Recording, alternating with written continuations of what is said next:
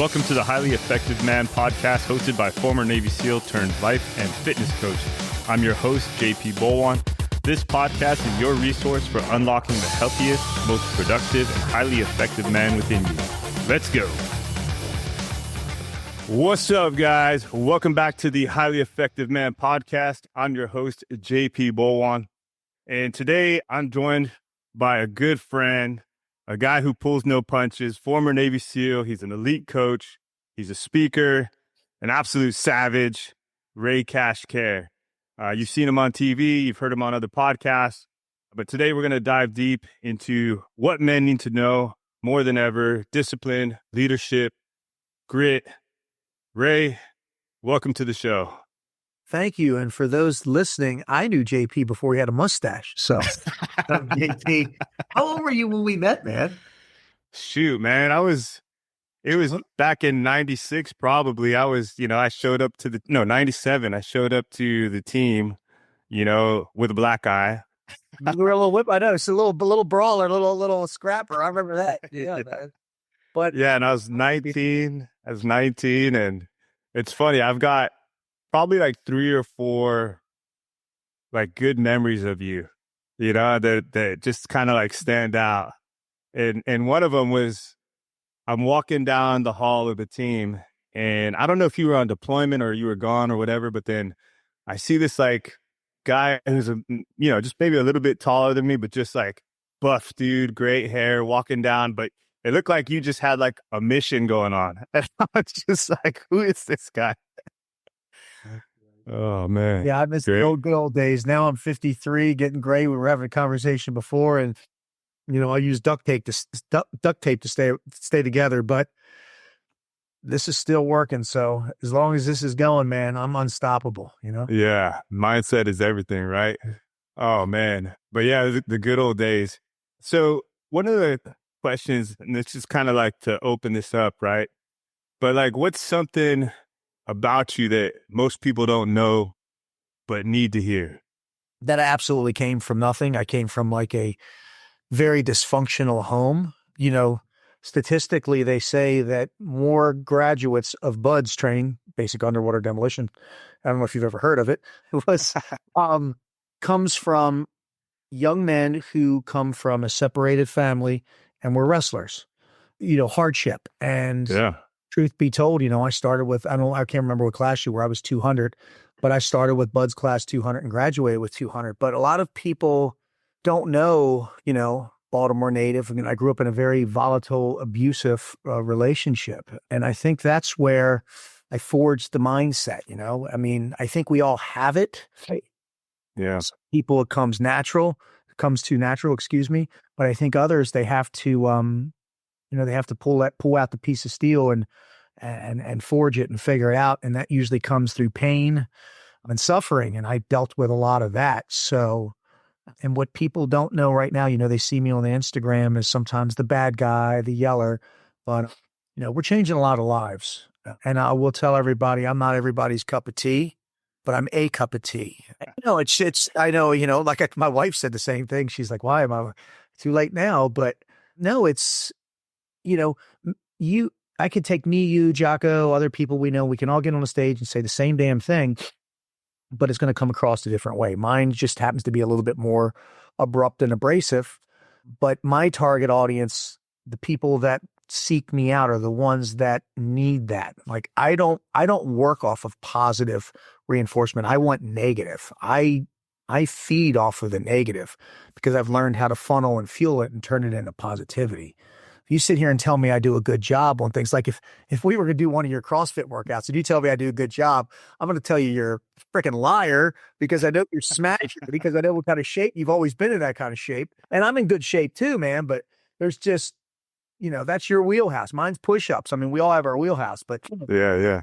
I see you cleaning all the time. I'm like, God, my arms I hurt just watching you clean, man. Awesome. So, oh, my knees are screaming nowadays. Yeah. I think people just need to understand, like, what you don't know for me is, the suffering is what created the success. And for those who that even know me, right? I mean, do pretty well for myself, not just from a monetary standpoint, but I like who I am now. Like, for the longest time, I didn't, I didn't really like myself in the teams. Yeah. We were jerks in the teams. We're dicks. We're cocky. We were. Yeah, we were young, just We're young, had pocket full of money, great hair. You had great hair too. We were chiseled, when we were younger. I mean, women, it was awesome. But as you get older, priorities change, right? And yeah. but the one thing that stayed the constant with me has always been this mindset, and the way I tell people, if you want to learn how to play chess, you got to master checkers. I'm in the art of mastering the normal because once you master that, then you can move on to the exceptional. Tim Grover says it best. He's like, master average to become a savage. So Yeah, many I like that. try to master the advanced level stuff when they don't even have a handle on the basics, right? 7 Yeah. points performance, just the basics, right? You need to stick to the basics, the muscle memories. Yeah. And I like it that you mentioned Tim Grover because I feel like there's a lot of coaches out there and there's a lot of people out there, but it's a lot more of the positive mindset, the more like I'll hold your hand type thing where, his book Relentless and those others, like, no, like you need to fucking dig in and get after it. Right. Like it's not sugar coated. Right. And that's what I like about you too, is like, it's like, you're going to get in somebody's face and you're going to tell them what's up. Yeah. Mr. Grover don't play games. He's a friend and a mentor. I mean, I consider, I can call the guy. I actually have his number. I call him and he picks up, but he's always on. That's what I love about, the successful. He says it's, we've heard it, the switch, you flip it on, you flip it off. He's like, no, I said in mother podcast, you flip it on and you tape it on. What we do now, I have no off button. There can be no off button. I don't have days off. Even when I'm sick, I figure out a way. That's what creates, that's what puts us at a different frequency than other people. Doesn't mean we're better than them. Just means right now we're willing to, I honestly think it's suffer more. Like, I love to suffer. Grover suffers. Like, I opened up for him in an event. It was intimidating as hell. We sat in the front row watching me. But, Nice. what we do? We shoot, move, and we communicate, and we get it done. And I got it done. There was some constructive criticism afterwards because, hey, I'm always trying to sharpen the blade, right? Yeah, of course. Lord. And of course, you're going to take it. You're getting free advice from someone of that caliber who spoke on that many stages. That's great. I mean, hell, look at Redmond, Jason Redmond. He just won. Did you see what he just won? No, I didn't. Grant Cardone's Speak Off in the nation. He won it. Oh, wow. Yeah, man. Awesome. I think it was like 10,000 people. Jason won. I mean, we walk into a room and we're different. We've all, like the individuals that do what we've done in some fashion, we're different. We're not understood. A lot of times we're not liked, but the people that need to understand me and the people that I have to have understand me do. The people that don't, I just don't give a fuck. Yeah. When I go back home, people are like, oh, look at you pulling up in the G-Wagon and you and your wife are, I'm like, yeah, man, but I'm at the gym every damn day. Yeah, I'm selling on Christmas. You see the rewards of the watches and all that stuff. You don't see the 20-hour days I've put in and missing everything. Yeah. I've missed 3 lifetimes to get where I am right now financially. And now as I've gotten older, the mindset has switched to, hey, how can we stay home and create and generate monetary value for, now I just want to get old and lazy, but old lazy is just going to the gym, doing jiu-jitsu, hanging out and being in bed by 10 o'clock. It's changed. Is back in the day, I wouldn't even see you out of the bar until 10:30, 11 o'clock, and we burned it down. Oh, yeah. That's funny, man. Like, I think that our lives are pretty similar in a similar trajectory in a way that, like, I grew up in a family that was kind of dysfunctional. My stepdad used to beat me, that type of thing. And I think that forged a lot of strength in me. It was like, one day I was just like, no, I'm done having this. And I fought back. And, ever since that day happened, he never even touched me after that. And then just being short guy in the teams, Smurf crew, all that, it's like, there's a lot of similarities there. And now with like the coaching and just trying to be home more, like I was traveling a lot with CrossFit teaching around the world, and I have two young girls, and I was like, man, I just want to be home, and like, how can I do this at home and still help people? And that's why I created the highly effective man. Yeah. And it's just all about trying to help guys to get better and just be the best person they can be, no matter what they're doing. Right? It doesn't have to be like you're not trying to become a SEAL. You're just trying to be the best person you can be. Right? There are so many similarities. We got out of teams. I want to help people. You want to help people. The higher caliber. The name that you came up with. You're trying to elevate people to the next level. I mean, it's just wired in our DNA. And it's a lot of people like always wonder like, why are you trying to help everybody? I'm like, well, or I don't know if you've ever got it, but I would get a lot of negative criticism, and I'm like, hey, listen, I'm open to have a constructive, conversation with you. But my question is, just be ready. I'm going to ask you, what are you doing? Because if you're not creating things and helping other people, you're either part of the problem or part of the solution, right? So, a lot of guys that I know in the teams and our line of work, even afterwards, they'll go into law enforcement, or they'll go, first responder of some sort, or they want to get into coaching because for all those years, we've had to do what we had to do to help people. You really don't get, when we were in, you didn't get any recognition for being a SEAL. You weren't like, I've got like 12 pictures of being a team guy. Like, you didn't do all that shit that they do now. No. You come from home from deployment. There's no parade or nothing like that. It's just like you walk into the team, drop your gear, and you go home. Yep, that was it. No one was waiting for me. I never got a couple of the guys got the overcoats from the ladies with they had to get any of that. That was just me, and I just get to the ride to the team and then figure out how I was going to go get to wherever I left. I guess I left my truck there or whatever it was back in the day, and go figure out where the hell I'm going to live. Yeah. Well, I mean, even like in our younger years, you kind of helped me out because you were kind of like that team guy that I was like looking to, and like I can remember you were one of the guys that put the trident on my chest. I remember I can remember laying on the bench and just getting it pounded in. I was like, oh God. I still got so much to where just the little trident pins were bending. Yep. I got my first one right there hanging on the wall. I had to actually cut the pins off. Yeah. And then another memory I have is right there when you saved me from getting my ass kicked, or maybe just getting into a fight. I don't know. We went to, it was some kind of team guy party.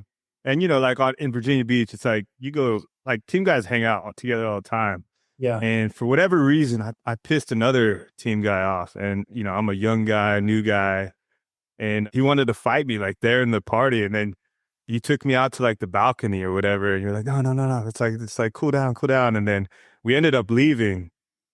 And I can't remember the guy's name to this day, but maybe a year later, it was like a SEAL reunion on the East Coast. And I'm sitting there talking with like somebody else, and he comes up, he's like, yeah, you remember me. I'm like, no, I don't remember you. Anyways, it was the guy that wanted to fight me that night, but he had still, whatever reason, still wanted to fight. But it was you that got me out of there and, prevented me from like getting into trouble that I didn't need at the time. Somebody probably did the same damn thing for me. So that's why I did it for you. Yeah. But it's the cycle. It's the cycle of a frog, man. We do that. We get dialed in and we do dumb shit again. Yeah.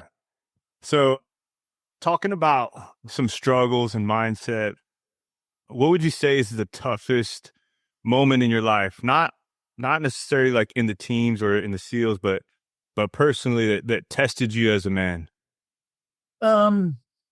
I think the youngest was when my father was murdered at 11. And I don't want to go down the spiritual path because it's newer to me, and I'm starting to believe. But I'm a guy that needs answers, and it's like, why did you allow this to happen, and this to happen, but yet you'll let this person and this person that are complete pieces of trash live forever? So the death of my father was pretty hard.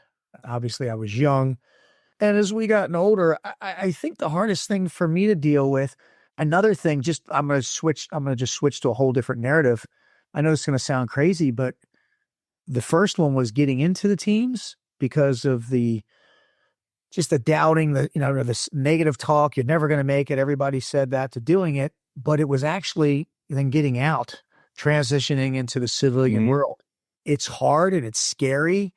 It's not hard to excel, but when you've been in the teams for 12 years and you go out and you can't talk to people like the way you talk to people in the teams. And,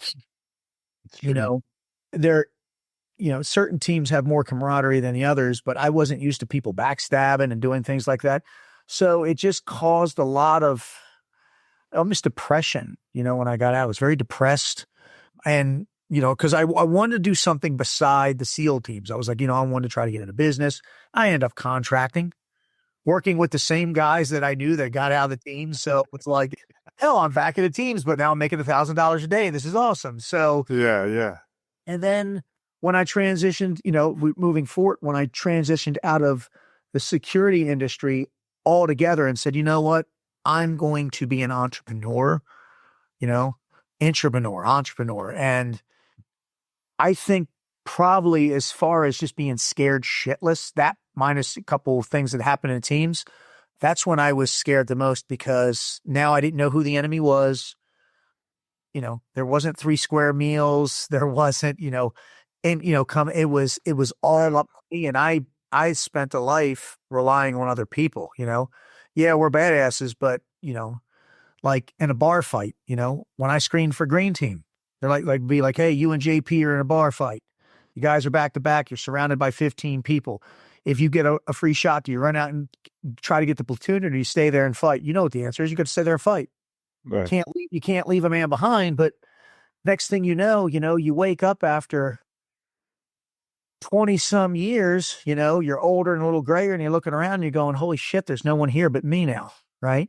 And now you have a wife, you have a son, and all the pressure's on you versus, if we get into a troops in contact, and we have to take contact or something, I know you got, if you're here or you got my back, I know that I'm okay.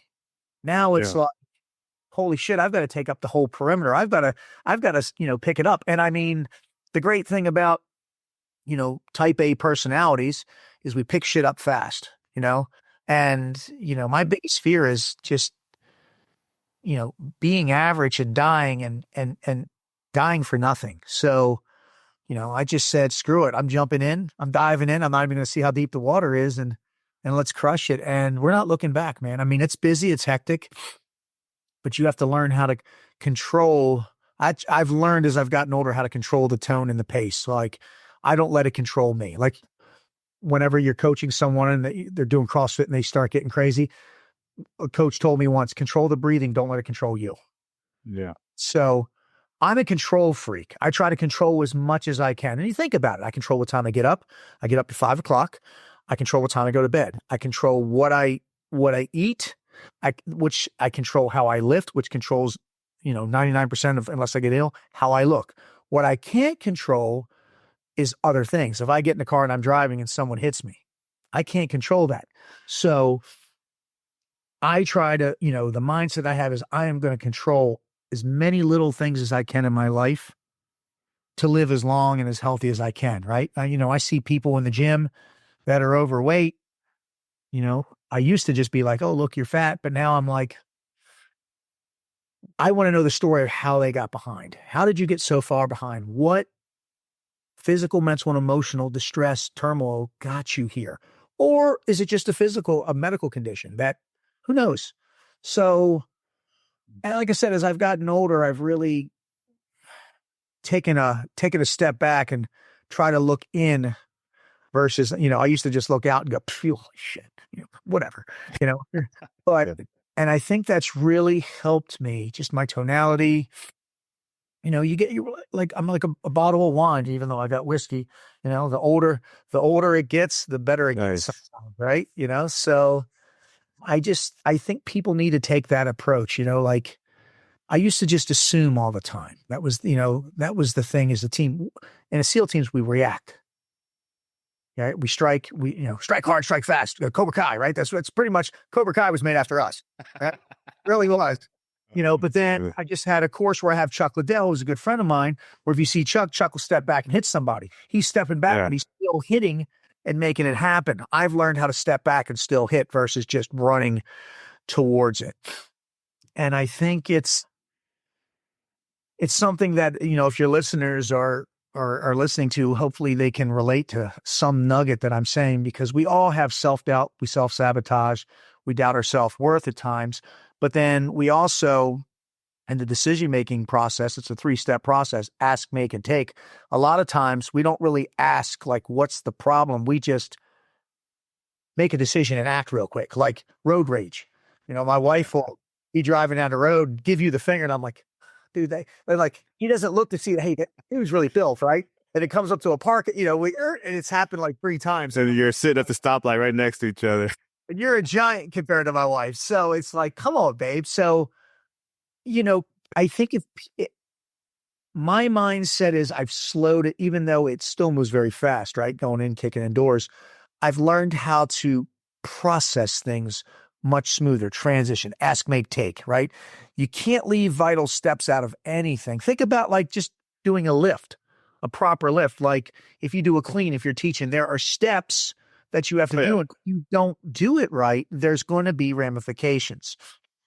All I did is I took what I learned from the SEAL teams, combat and all the stuff we used to do, and I just transitioned it over into the civilian world, because men, women, we all have 3 battlefields of life. We have the internal battlefield, which is the internal struggle, business and home, right? Business and home. That's where you have problems. We all know that the 4 pillars of success that we should are teamwork, problem solving, leadership, and communication. But then we infuse that with my 4 F-bombs, my family, my fitness, my finances, and my faith. And the faith doesn't even have to be believing in him. I tell people, if you want to be successful, you have to believe in yourself. Like I have a shirt that I wear whenever I'm on stage. I wear it all the time. It says, I bet on me. So many people, the mindset they have is like, I don't play the lottery. When I go to Vegas, I don't gamble. Just don't. I'll gamble. I'll gamble on myself. I'll play the lottery on myself. I'm not waiting for, people are like, oh man, you're I can't believe you won the lottery. It's luck. You didn't do anything. It's luck. But you can also go out and create your own luck. That's what I do. So that's where I've changed. I used to wish and want. Now I make and take. I make and take action. If you start making and taking and really believing in yourself and focusing on the fundamentals that I talked about, the 3 battlefields, the 4 F-bombs and the 4 pillars. Yeah. I like that. Become unstoppable. That's the thing. You can't kill someone that refuses to die. You can't. That's why they call me the cockweed. I have a shirt that says I identify as a cockweed. Tim Kennedy and Eric Anders called me that. They put me through one of their fucking CrossFit workouts, and I literally laying there on the ground, and you could hear my heartbeat. I was going to die. These guys are like world-class athletes, and Tim pokes me with a stick, and I just go like this, and he's like, "You're like a fucking cockweed." I'm like, "What?" He's like, "You're half garden, half cockroach, half garden weed." Think about it. You step on a cockroach, it doesn't die. You pull that weed, right? Yeah, it comes back. Coming back. So when I speak now, I tell people, develop the cockweed mindset. I can't be stopped. I can't be killed. I'll find a way.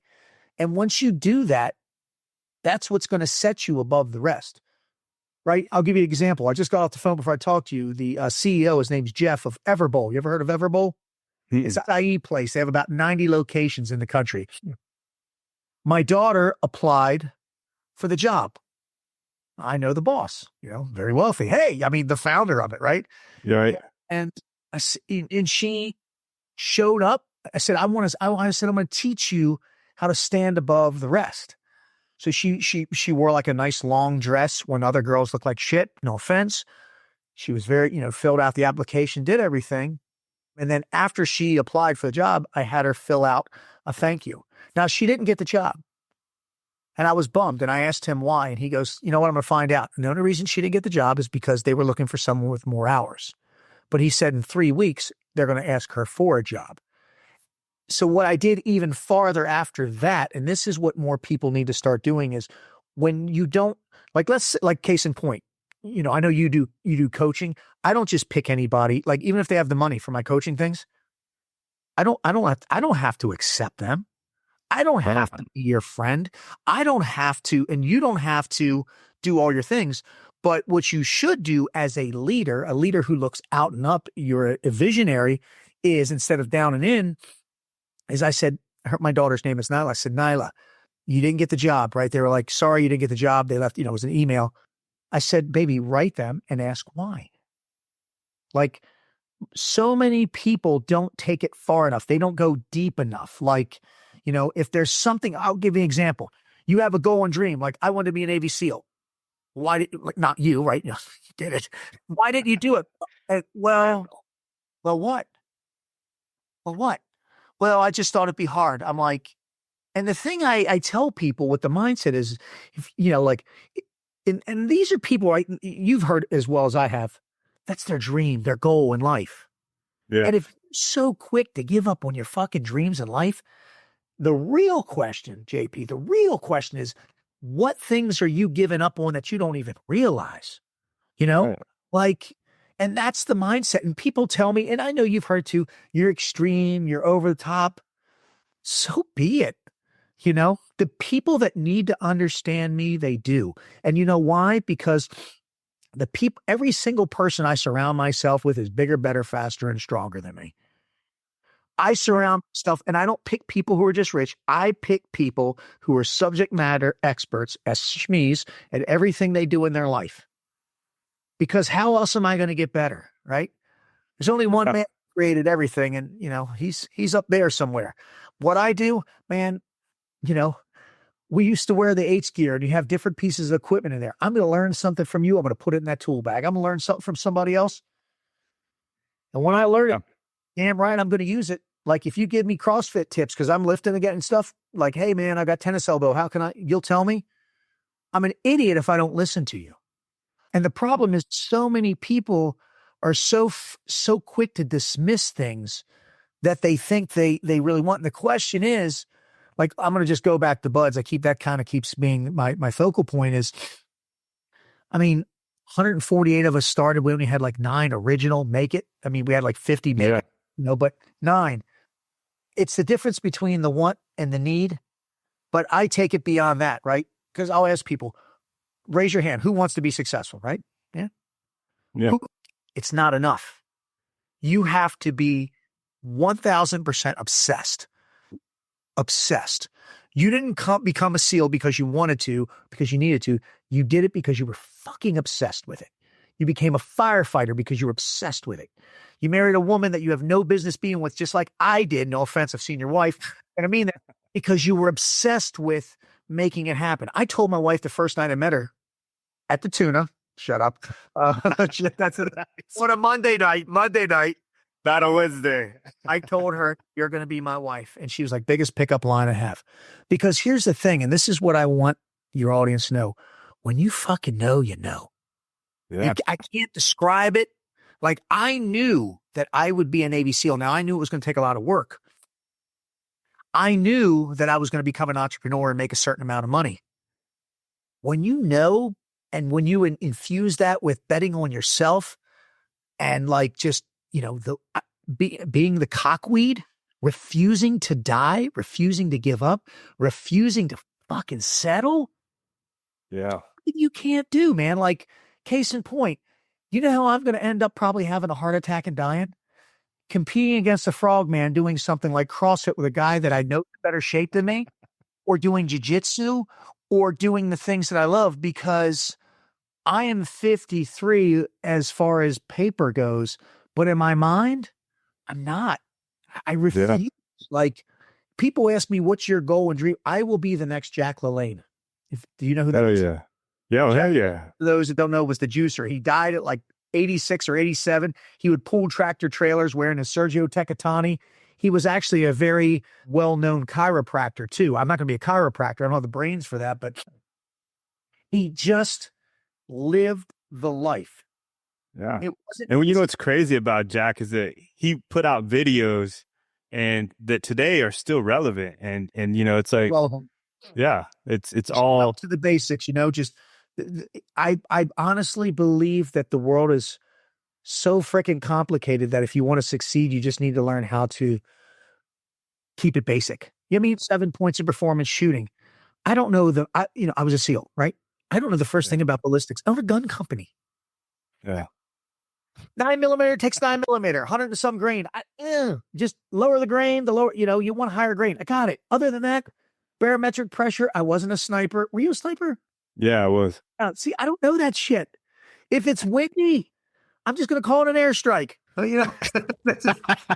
There's two ways to skin the cat versus, your Kentucky wind and shit over here.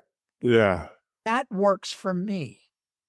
And what I tell people that, especially if, you've got an audience is I never dismiss ideas, right? My mindset is I will always, even if you want to tell me something, I've already heard it, I'm going to listen to it again because you may say something in a way that it relates to me, right? Yeah. There's instructors that I want to work with and I'll pay with, and there's instructors that I wouldn't have them pay me to work with them.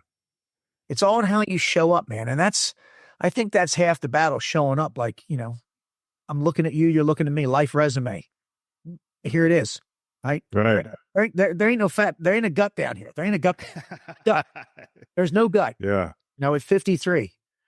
But I also won't allow people to give me props I don't need. I'll give you an example. I know I'm talking a lot here. No, it's all good. One of my biggest pet peeves is this. You look great for 53. It's as simple as this. I either look great or I don't. Right. You look great for no. Don't put me in a category of greatness, then compartmentalize it with age. It's either wow.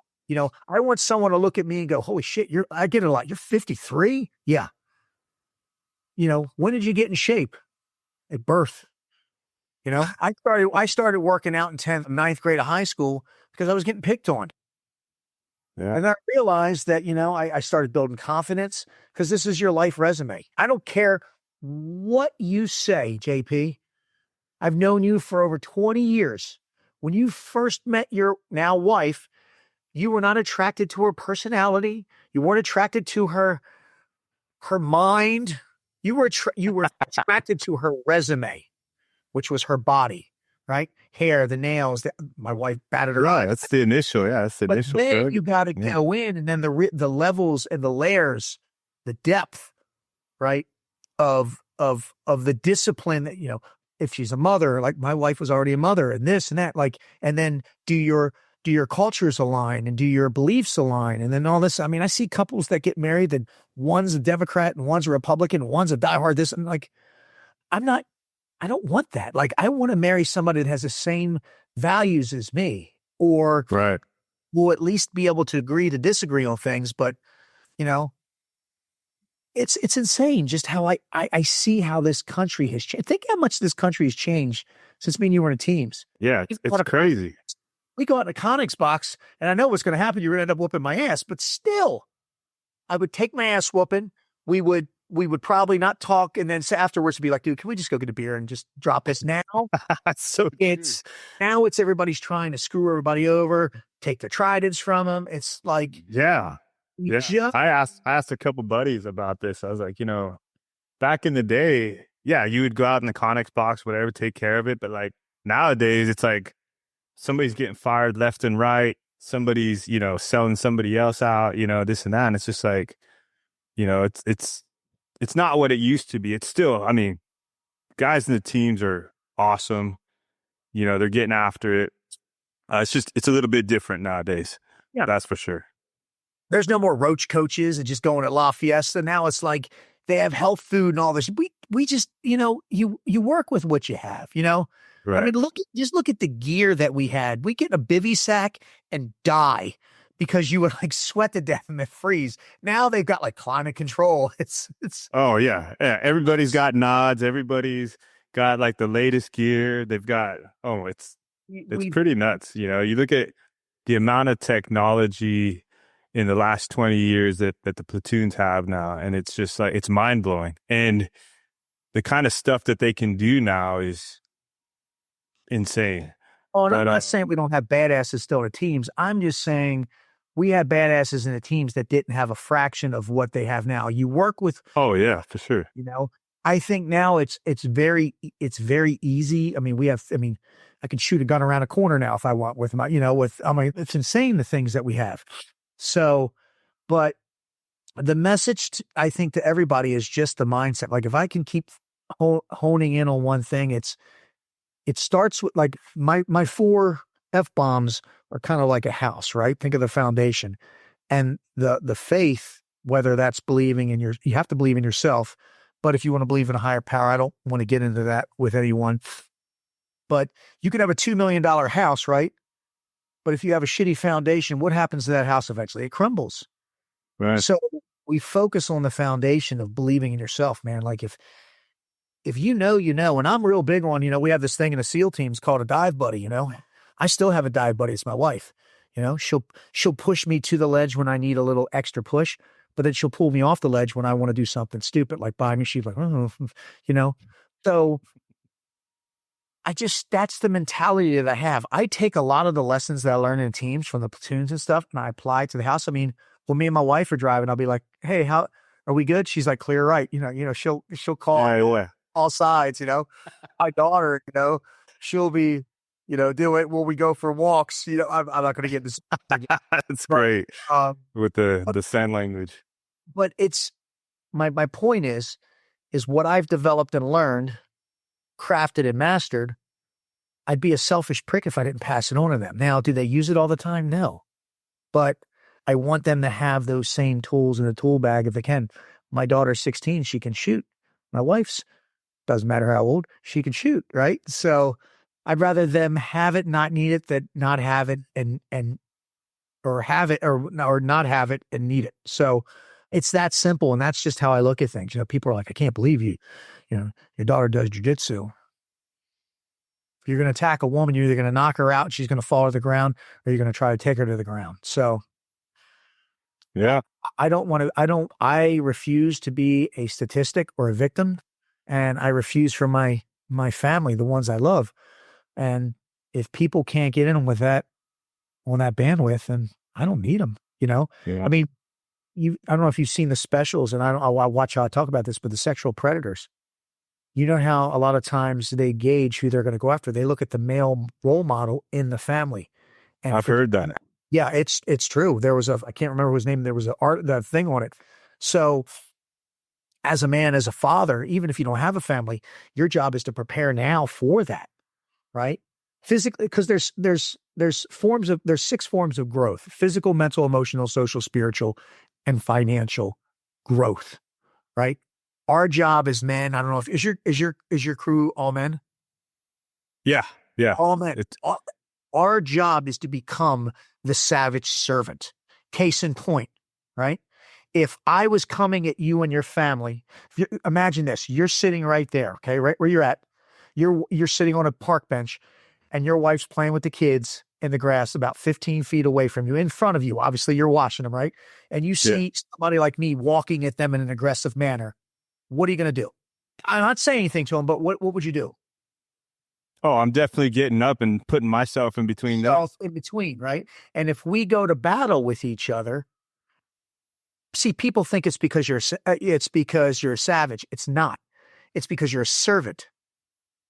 So the savage is what comes out, but the servant is what steps up, right? I talk about that, the double-edged sword, the savage servant. I actually have my seal knife over here that Andy from Half Face made me. And the point is, and I don't know how you did it, but you asked her, she chose you, right? I don't know. Did you take a knee? Could you still take a knee and ask her? Yeah, I have to like bend down, right? I asked her. I mean, look, there's my wife right there, right? Yeah. You asked her, she chose you. And when she chose you because you have duties and responsibilities as a man that you must do. And society has allowed these men nowadays to not have to perform as much. That's unacceptable, and that's why certain men stand out in a crowd more than others. It's because, and you'll see it. couple years ago, they were playing that knockout game. When, I don't know if you heard about, the kids were walking around and knocking people out. Yeah. 7 years ago. There was like 5 guys in front of me, and we were in Maryland. A couple guys were like giving them crap, blah, blah, blah. And I'm walking with my wife and always keep her on the inside and this and that. And they were talking trash to them. And they looked at me, and it was about 5 of them. They said, "Hey, what's up?" And I'm like, "Let's go, man." And they left me alone. And my wife said, "How come they'll mess with 5 guys and not you?" And the guys were bigger than me. I'm like, "Because they know that I'm ready." And it wasn't disrespectful. I didn't give them like the look. It was just enough. They saw me move her and stuff. I'm ready. I'm ready. And most average men are not willing to deal with a savage servant. They're not.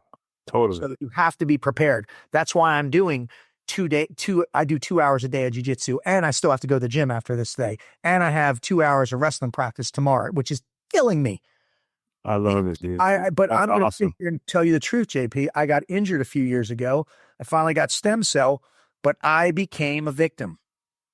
Hey, I'm getting older. I don't need to be in shape. Blah, blah, blah. And you know Mitch Aguiar, right?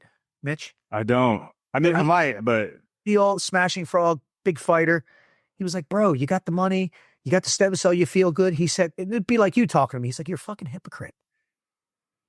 And it hurt, man. And like, listen, when you're wrong, right? Like, yeah. it was just like, not that mentioned he could kick my ass.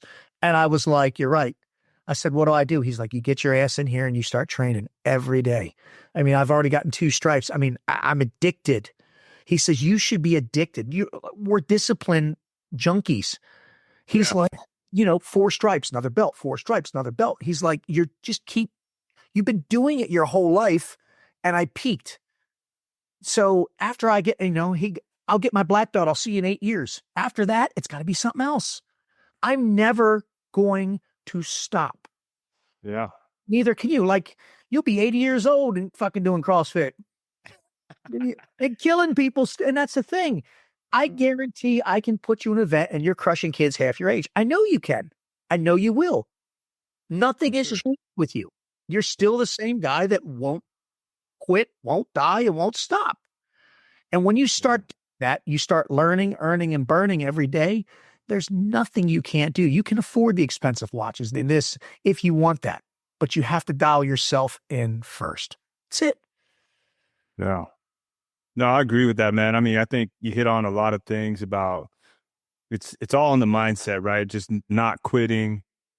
And even like, I feel like a lot of people look at SEALs and like, "Oh, wow, like Navy SEALs, this and that." And, but really it's the mindset that was created in us, or I don't know if you're like born with it or what, but like you go through some shit. And you develop this mindset and it's hammered into you about being in the teams and this and that. You're working around other high performing individuals that you can't help but learn to live that way. And then when it goes away, you were talking about this too, like a little bit of a struggle of like trying to find yourself and like, I'm not around those people. And then that don't quit mindset comes back up and it's like, okay, I'm going to figure this out. I'm going to make this work. However it takes. But it can be challenging, that's for sure. I think we all have it. I think we're just the few that have been chosen or lucky or blessed enough to have found that mindset that we have. I think we all have it. It's like the seed. I honestly feel in my head there's like a seed back here, and through pain and through trauma and through turmoil, it's like we nick away at it, right? Yeah. And a lot of people, after the pain stops, they just, if that hurts, I'm not going to do it anymore.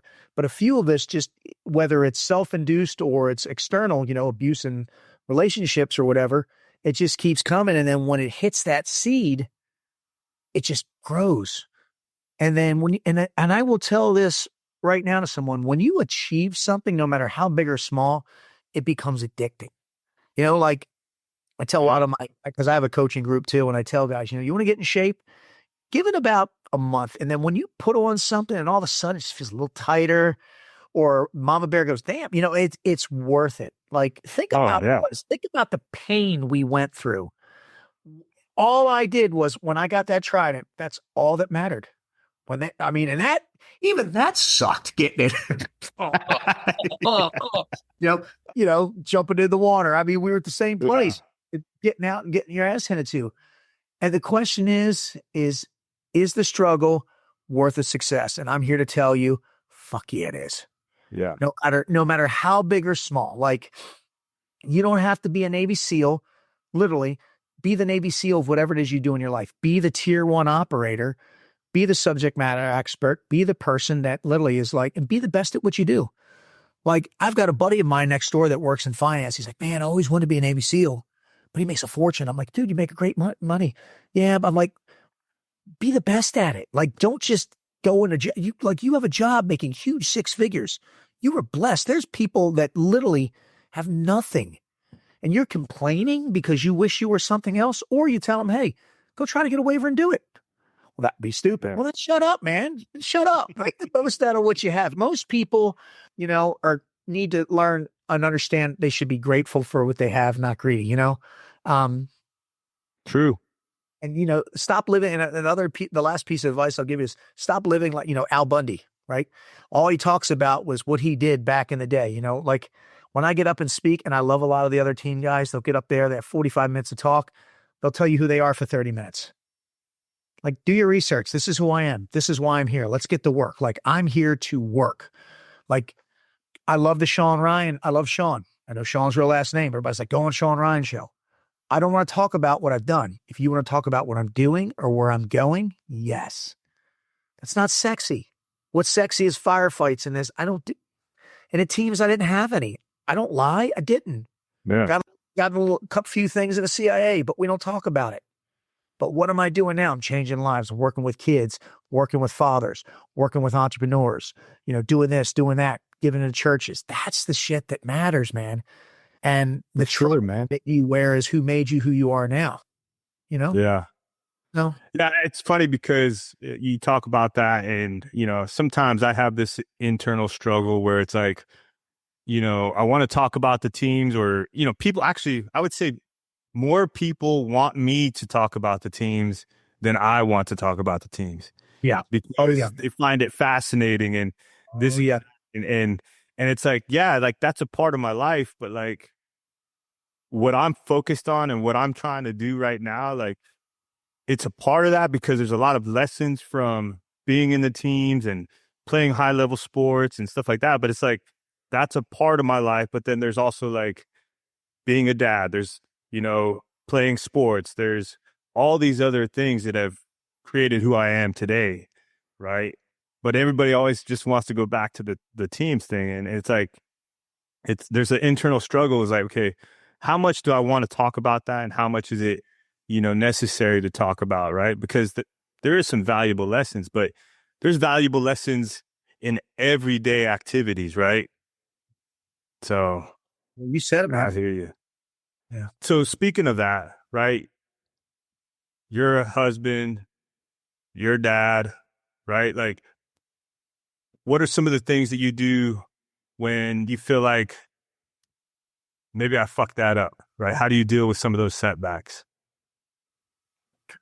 Well, I guess it depends on the severity of the setback. I mean, are we talking like snapping at a wife? Or are you talking about, be more specific? I would say like something that maybe feels like, oh shit, I shouldn't have done that, or like it was a failure in some way that you're feeling down on yourself. Like, how do you bounce back from that, I guess? Well, I mean, as a husband, me and my wife have my wife's my best friend.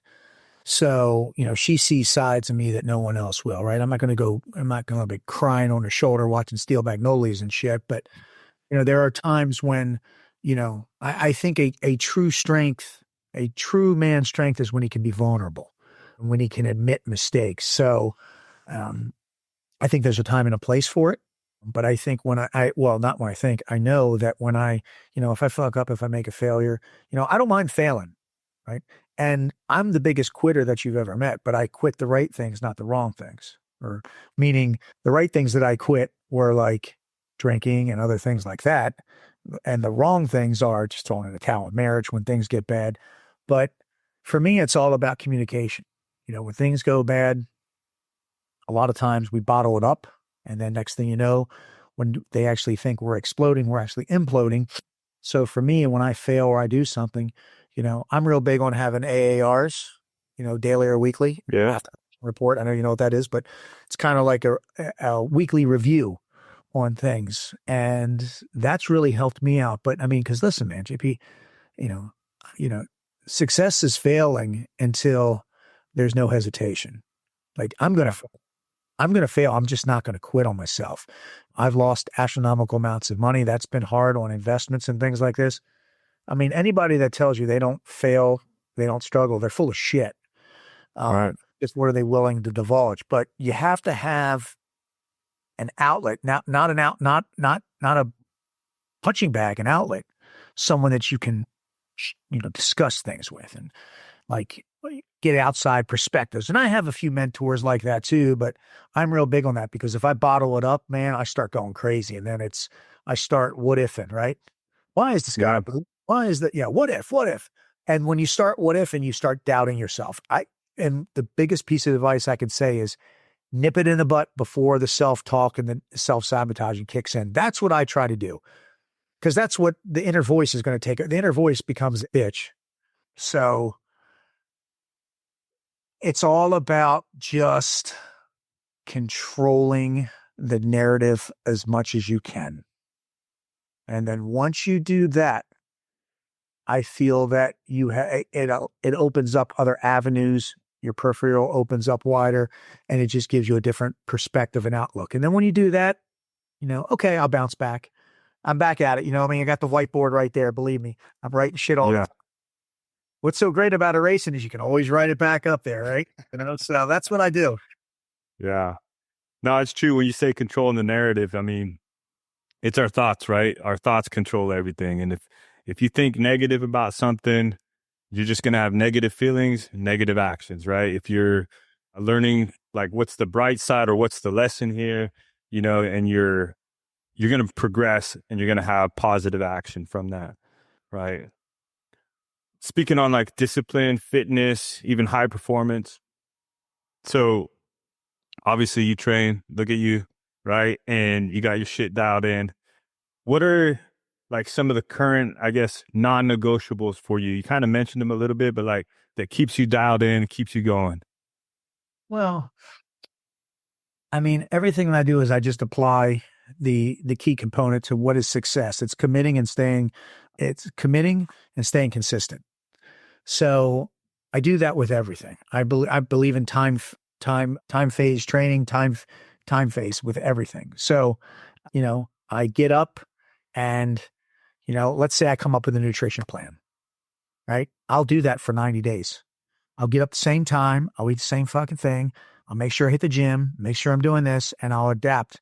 And after those 90 days, I'll do that AAR assessment on myself and I'll tweak and modify. And when I'm tweaking and modifying, and here's what you need to understand. Like, have you ever been hurt or injured? Right? Yeah. Yeah. I have. Yeah. So you need to understand that sometimes you have to take one step back to take 10 steps forward. All right. But I just, I dive my plan and I plan my dive, right? Plan my dive my plan. You heard that? And I'm always ready for a contingency, meaning I'm always going to have to flex. There's no such thing as a perfect anything. Right. But it's like I said, how do I stay disciplined? I'm a control freak. I control what I put in my body, what comes out of my body to a point, right? When I go to the bathroom, I control what I wear, who I surround myself with, and I control my attitude and the effort that I put forth. Because to be a part of a team, a real team, there has to be trust, effort, attitude, and a mission, right? You got to trust in yourself, trust in your brothers, trust in whatever the obstacle is that you want to accomplish. Trust that you can do it. Trust is the easiest thing to lose and the hardest thing to build up. Effort. Just don't put a number on it. Don't cap it out. Give me everything you got. Attitude. There's two kinds. You either show up with a good or bad. Nothing will open and close the door faster in business and life than a good or bad attitude. And M is mission. Mission is growth. You figure out what that is. And once you hone that in and you become like team Ray, that team care, we're just unstoppable. I keep using that word, unstoppable. It's my favorite word. Like, we're unstoppable. Yeah, dude, it's a great word. We're making moves. We're making money. we're making a difference. That's what it's about. Yeah, for sure. Now, what about the guy that says, I don't have time? What do you say to that guy? I tell him he's full of shit. Go to bed earlier, get up earlier. I mean, the thing is, people that don't have time, what they really don't have, which you have to ask yourself is, you're right. You don't have time. You don't have time to keep doing what the fuck you're doing, right? Time is the most precious commodity we have. It's unknown. You know, we all know that we're going to get older and we're going to die, but we don't know when. So my thing is get up every day, change the narrative. I honestly feel that the fitter you are, the longer you live. So you're telling me you can't put 20 minutes a day into that? I guarantee I could write a journal with them for 2 weeks and I could literally free up 2 hours of their day. It's all about, you know, sequence and transitioning. You know this, right? How we flow in the house. You just have to have flow. Most people don't flow. They don't work effectively. They go here, then here, then here, where it should go here and here and here and here and here. And you say, you're wasting time. You're not being efficient, productive. So that's where we're at. And that's what we do. And, you know, I'm always, like I said, and that's where it comes back to sharpening that blade of the savage and the servant. You've got to sharpen it, right? You know, the analogy, a samurai warrior will sharpen his sword and hang it on the wall when he's done with it. But guess what he does? Every day he continually sharpens it, even when no one's using it. And one time his wife asked, why do you sharpen your blade if you're no longer a warrior? Because one day I may need it, but I don't know if I don't look at it if someone else used it. So you always have to stay ready. Like shooting is a perishable skill. I go to the range once a week. I haven't been a SEAL since 1990. I got out in 2004. I mean, that's 20 years ago, but I still shoot, you know? So I'm ready. Look, just in case you get crazy, I'm ready. Ready to go. Just in case someone comes, I'm ready. Look, I still got my frog right there, man. I'm ready. Hell yeah. So that's awesome, dude. And that's what I got. That's how we get shit done. Yeah. That's great. When it talks about leading your family, right? We get tired, we get stressed. Sometimes we get distracted. Yeah. You know, how do you keep going? I keep going because I know where I've come. I know how far I've come, you know, and I think you set simple goals and rules. Like case in point, what is one of the biggest stress factors that families have in a house? Money. Don't talk about money in front of your children. You know, I don't yell at my wife in front of a kid. I mean, the other things, there's times and places and segments for it. You know, my daughter goes to bed at a certain time. That's when me and my wife will talk. But if it's super negative, it'll wait because I don't like to go to bed angry. I don't want to go to bed angry and then die. You know, I want to go to bed like the perfect world. I'd have sex with my wife every night before I went to bed. Perfect world. After a certain time, that don't happen when you've been married 20 years. After a certain, right? But seriously, I would. But yeah, it's how do you deal with it? By knowing how far you've come. That's what I do. Like case in point, like if things are bad, I've been through worse. You've been through worse. Yeah. I mean, the story we're talking about you, there's a reason why you're still here, you know, after what happened to you and what's happened to me. I mean, we're here for a reason. So what is that reason? We may never know, but our job is to seek and search every day until we get as close as we can to it. You know, like we're chasing the pot of gold. We're never going to hit it, but we can sure have a fun ride doing it, you know, and I want to create more success and generational wealth for my family and to help out with churches and help people and kids. And I'm not going to stop, man. And I don't care if, you know, I tell people get on the Ray Cash Care train or get run over because I'm not stopping. I'm not going to stop, you know, I won't. Oh, I love it. I can't. I can't. I owe it to everyone that's supported me through the years, and I owe it to myself to, you know, I'm not going to be a quitter of me. I won't do it. Yeah. No, I love it, dude. That's a powerful message, you know, just not stopping and believing in yourself, betting on yourself. Like that's huge, you know, because if you can't do it, who else is going to do it? Right. That's right. I'm telling you, they're not. They'll say they will. They're waiting and watching and wanting you to fail to see how you react. I fail, I just wipe myself off. Sometimes I don't even dust myself off. I just get back up. Let's go again. They're getting punched in the face. All right. You know, if you keep hitting me with a jab, if I don't cover, what's going to happen? Eventually it's going to put me down. or I'm going to learn from it, right? I listen and I learn. I don't lose unless I quit on quit on myself. So I've got to lose. Yeah. I'm going to do my things. You see a little movement that, baby. Come on. Oh yeah. Speaking of jabbing and covering, I remember the smokers, that tall dude that you got put up against, and he had some length on you, and he was basically jabbing, and then you just came in with this overhand right and just knocked him out.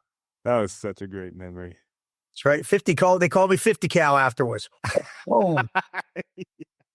But that's how you got to be, man. Listen, we're no strangers to being outgunned and overmanned and oversized, but how do we still win? It's the power of just knowing what you're capable of, taking off the governor and just fucking letting loose, man. That's what you got to do. People just live each day to the fullest. That's what I do. I mean, when I get off the phone with you, I'm going to go work out. I mean, I got a bunch of shit going on with work right now, but after that, working out, and tomorrow I've got my wrestling, and then Sunday we got our church. It's like, and yeah, I'm just going to be the best version of me as long as I can do it till I can't do it anymore. And then hopefully I've made such an impact, I'll pass the torch over to someone else. Yeah, no, for sure. I know I've seen some of your videos and everything that you're doing, and it's inspiring, and even somebody that's, lived a similar life, that it's like, I listen to you talk and I'm like, dude, Ray's firing me up, man. I love it. And, I think when you have that kind of impact, and, and I'm sure you've had this happen to you where like people, they say that, you inspired me, or, you've done this to me, or because of you said this or this, whatever, like I've now done this. It's like such a good feeling, like as a coach, as a man, where you've been able to help somebody transform, whether it be physically, mentally, whatever it is. It's such a good feeling, and something that I chase and that I'm after, that I'm like, I want to help as many men as possible, because I think there's a big struggle. I think that, a lot of guys, they struggle with business, family, fitness, and just trying to juggle it all. Right. And that's the whole point of the highly effective man. And then talking about, surrounding yourself with other people, like that's the whole point of the community, is because when I left the teams, that was the one thing that I missed the most, was being around the guys, the talking shit, the having, the fun, just the conversations like we're having right now, and just the good times. And having a brotherhood is, I think, an important piece to your success. You were talking about, like, you surround yourself with guys that are more successful than you because they're going to push you, right? And I think that's super important, right? And getting that message out and just being with people like that. Yeah, definitely. Cool. I've got a couple last minute questions here, so more like rapid fire. So, like, what's the hardest workout you ever done? Hardest workout I've ever done? The Viking. What's the Viking? It's a 5,000 meter row, 150 tire swings with a 20-pound sledge each arm, 1.5 mile run, back to the hammers, back to the row. And I did that in Bagram at high noon. It killed me. Nice. I'll have to look that one up. I like that. It's actually, we made it over at the agency. I've got it if you want it. I've got a couple of them like that I can send you. Yeah. That'd be great. Send it over. I'll have some of the guys in the community do it. With me. Yeah. Greg Klein created. I don't know if he was still at the team when you were there. Greg or you, Dodge. Greg Klein, who's a SEAL, did it at SDV. Yeah. You know what drives me nuts is that when I was in Virginia Beach, right? Like, obviously a lot of the team guys, like, we all hang out a lot and we get to know each other really well. But then when I left Virginia Beach, we didn't have like social media. We didn't have all that stuff. Yeah, no. I left in 2002, and it's like, I lost contact with so many guys, and, names come up, faces come up. I'm like, man, I know this guy from somewhere, but I can't, place him. And it drives me nuts. Yeah. But favorite quote or mantra? Man in the arena.